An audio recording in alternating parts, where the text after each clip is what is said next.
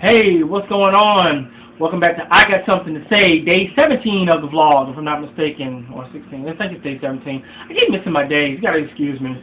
When you try to bring the community together through articles and awareness, you gotta strung up in what day it is. So, thank you for allowing me to come in front of your eyes, and we can all hopefully bring the community together. Bring the community together, if you know what I'm talking about. So, what really got me yesterday, I wrote about Hero, and that's a group in Arizona. They used to be called Right to Marry for Arizona, but now they just finished their 100-mile walk, which I mean that walk so reminds me of Selma, Alabama, to when Martin Luther King walked from Selma to Montgomery. And that walk was 80 miles, and they walked all the way from one end to the other. It took them 3 tries, but they did it. And this walk so reminded me of that. So I made sure to make that type of relation in my article for that one. Big ups to them. They just finished. They're doing things in Arizona, man. And I wish I could have been there. I got an invite, but I can't make it. So hopefully I'll make it next year, and I will make it next year. So big things. Also today, there's a church. There was a Lutheran church in St. Paul, Minnesota, and supposedly this church is right across the street from a golf course, and they expect a golf ball in their parking lot or hitting a window, no big thing, but they got a golf ball that had a racial slur on it, and it just so happens that Saturday, which this happens, they were celebrating the induction of a gay pastor that was just hired, and supposed to be taking care of the equality issues within the church. I mean, it's just real big things to try and do in that Lutheran church.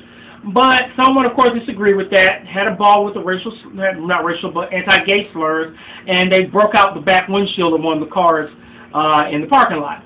So my thing that really pissed me off about this one was the fact that when they called the police have to do an investigation to determine if it was a hate crime or not. What the fuck, dude? You have to really do an investigation to know if it's a fucking hate crime? Yeah, it's a fucking hate crime. You better believe it's a fucking hate crime.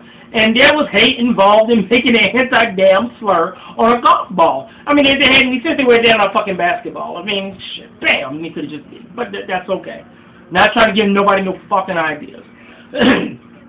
But my thing on this is that if they're really going to take it seriously, they need to consider it a hate crime. And the fact that the local police have to do a whole freaking investigation just to determine that there was hate involved leads me to believe that there wasn't a real seriousness of the incident really going on. What are you going to try and do? You're going to try and prove there was just like some small town prank? Like, it was a small town, you always got one bag, egg in a small town. Fuck that, dude. It was a hate crime. I mean, it was geared towards shock value, so it needs to be considered as such. And that's all I'm going to say about that one. Now, the big thing that I wrote about today, and I took a lot of time in writing it, was, again, I went back to a Christian website. Now, again, I'm not a real religious person, but I like reading these type of articles. I'm a spiritual person. And firstthing.com had Wesley J Smith on the column. Now, for those who don't know Wesley J Smith, he's a big dude in bioethics, really right to life, really cares about the welfare of population. Really, I mean, he's just really in there for the Center of Bioethics Center of Bioethics and Culture.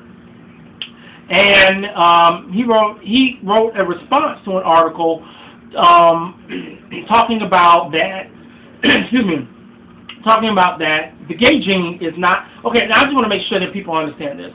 We want there to be a gay gene, and there might be a gay gene, but right now there is no concrete evidence of a gay gene.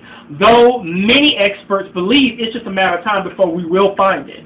And there's some that believe that there's a natural pre-existing reason for homosexuality, which add all those natural occurrences and natural reasonings together, and then you may have a theory on your hands.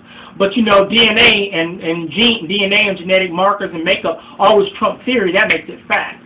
So I know that's a big blow.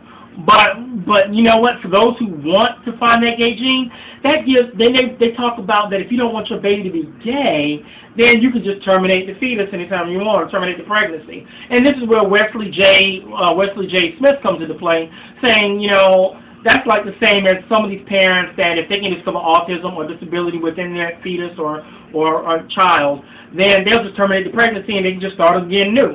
I'm like, dude, that is some rough stuff that you can finally find concrete evidence. That's the reason why they want to find concrete evidence that that is not just a choice.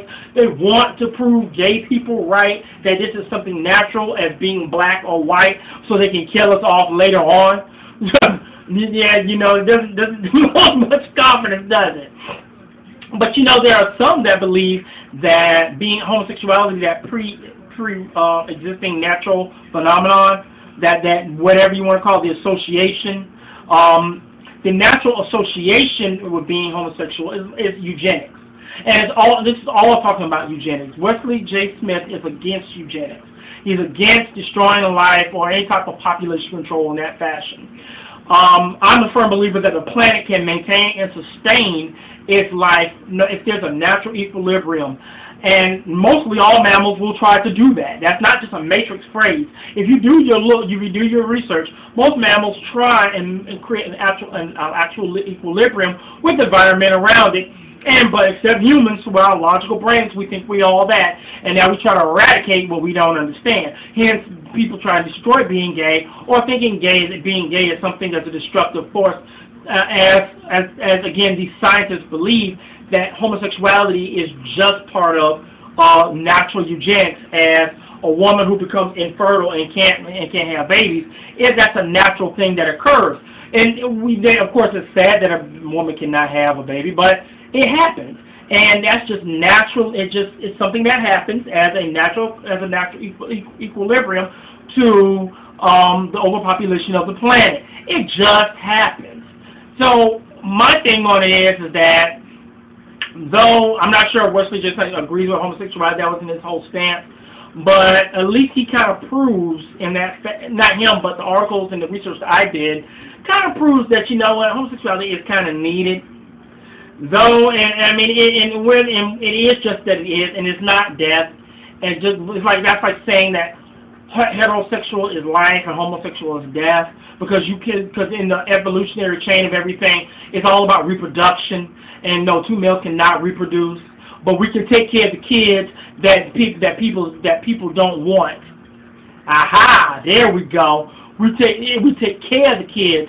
Because there's a lot of gay parents that want to adopt. We take care of the rejected ones by the heterosexual people, by the heterosexual parents that don't want the kids because they're whatever, and they might be gay or they might be whatever. We can come in and step in and naturally handle that.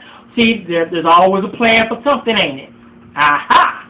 But you know, it was kind of a good article. Go read it. I'll have links to it in the Gooch Bar, and that's all I want to talk about. As always, peace the fuck out.